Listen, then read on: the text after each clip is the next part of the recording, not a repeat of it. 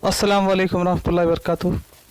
चलिए असातिज़ा इकराम, आज हम देखेंगे 10वीं का सबक नंबर 4, जिसका नाम है माहौली हुस्न इंतज़ाम।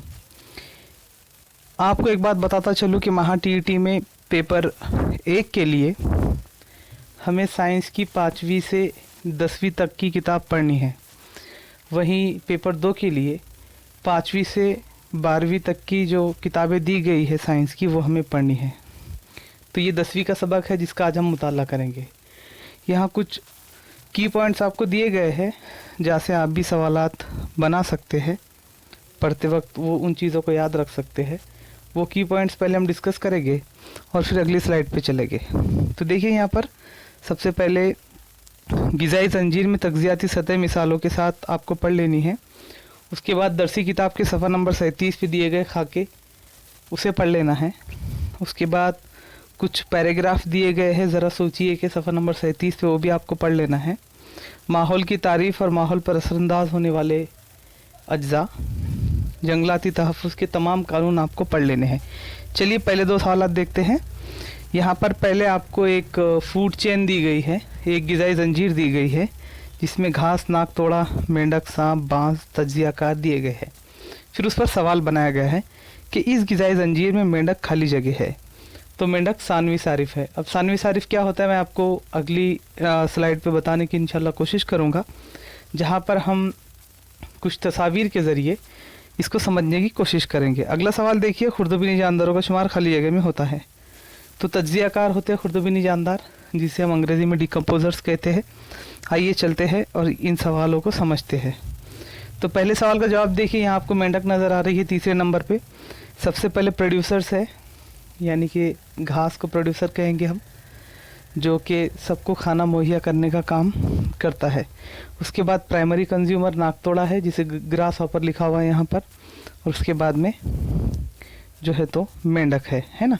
तो इस तरह से सानवी सतह पर वो मौजूद है।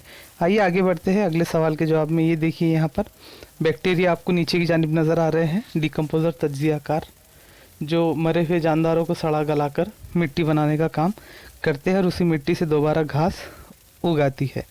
आगे बढ़ते हैं अगले 2 सवालात। माहौल के तहफ़्फ़ुज़ का कानून 1980 खलीगे के मुतालिक है, तो जंगलाती कटाई के ताल्लुक से है। अगला देखिए, दफ़ा खलीगे के तहत कमियाब हुए हैवानात के कारोबार पर मुकम्मल पाबंदी आयद की गई है, तो वह है दफ़ा 49A। आइए चलते हैं स्लाइड के ज़रिए समझते हैं।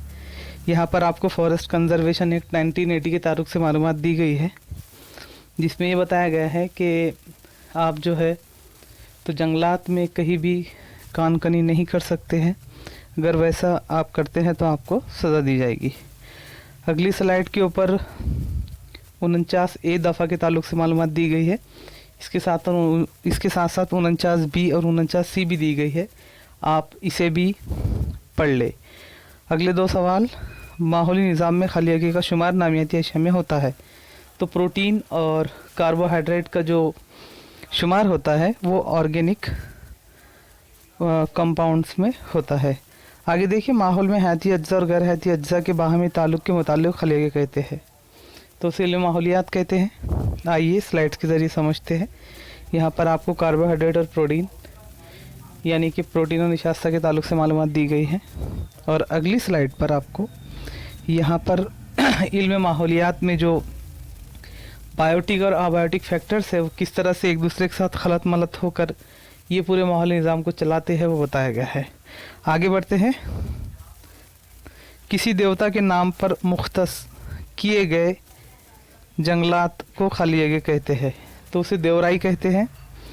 उसके बाद का सवाल है, पांडा और कस्तूरी हिरन का शुमार खाली जगह में होता है, तो ये नादिर नस्लें हैं। इनसे हम इंस्टिंक्ट भी कह सकते हैं, एंडेंजर स्पीशीज़ भी कह सकते हैं, क्योंकि ख़त्म हो चुके हैं ये जंगलात। उसके बाद पांडा और ये मस्क डीर आपको यहाँ पर नज़र आ रहा है, जो तकरीबन ख़त्म होने की कगार पर है। अगला सवाल देखिए, खाली जगह आलूदगी जीन में तब्दीली का सबब बनती है, तो यहाँ पर जवाब है ताबकारी। अगला देखिए, चेरनोबिल वेंड स्किल और भोपाल गैस सानिया खलीगी के सबब वाक़ई हुए, तो ये तापकारी आलूदगी की वजह से वाक़ई हुए। देखिए, पहले हम जीन में जो तब्दीली होती है उसमें न्यूक्लियर पोल्यूशन और रेडिएशन का बहुत बड़ा हाथ होता है। अगली स्लाइड पे हम देखते हैं रेडियो एक्टिव पोल्यूशंस कौन कौन सी चीज़ों से हो सकता है। तो यहाँ पर आपको एक बिजली घर नज़र आ रहा है जहाँ पर बिजली बनाई जाती है। हिरोशिमा नागासाकी पर जो बम बरसाया गया था वो न्यूक्लियर बम था, तो न्यूक्लियर बम से भी जो है तो रेडियो एक्टिव आलूदगी हो सकती है।